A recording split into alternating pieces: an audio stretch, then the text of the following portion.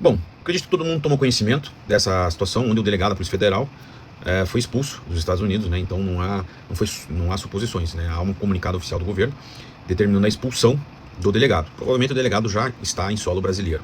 Mas o que é importante a gente ir tirando desse caso? Bom, então, todo mundo sabe que, como eu vinha falando, a Embaixada dos Estados Unidos se manifestou e disse que o delegado da Polícia Federal ele foi expulso pela suposta tentativa, né, de manipular o sistema migratório.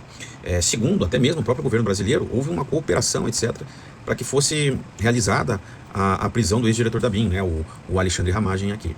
Então, basicamente, a gente vê um delegado da Polícia Federal agindo de forma, supostamente, com base no que foi noticiado pelo governo americano, agindo de forma totalmente ilegal, né, violando as leis americanas, e lá a justiça não é tão frouxa como aqui.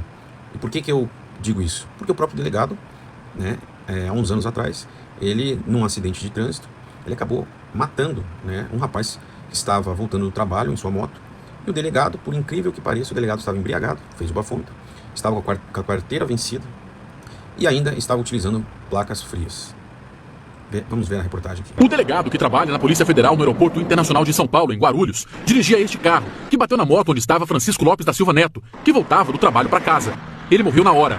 No dia do acidente, na Raposo Tavares, o delegado fez o teste do bafômetro, que apontou que ele tinha ingerido bebida alcoólica. O delegado também dirigia com a carteira de habilitação vencida há 1 ano e 3 meses. Ele não ficou preso, pagou fiança de R$2.000 e foi liberado. Agora pense comigo, vamos fazer uma pergunta bem simples. E se fosse um cidadão comum, será que o tratamento seria o mesmo? Né?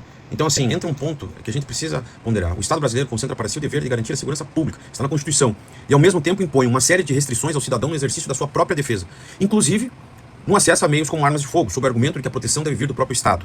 Né? Mas que proteção é essa? Quando quem deveria garantir a segurança é acusado de violar a lei. E ainda assim não há uma resposta proporcional. O discurso estatal perde a legitimidade. Não se trata de defender aqui irresponsabilidade, trata-se de coerência. O Estado ele exige que o cidadão confie nele para a sua proteção, mas essa confiança só existe quando há responsabilidade, igualdade e consequência para quem erra, principalmente quando esse alguém ocupa um cargo público. Quando isso acontece, né, essa situação, o problema deixa de ser individual, ele passa a ser estrutural. E é por isso que uma hora isso enche o saco.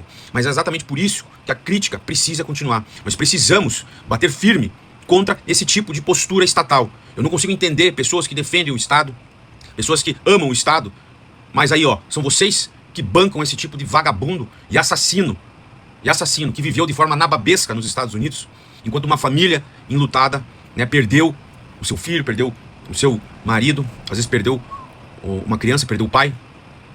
Isso é justiça?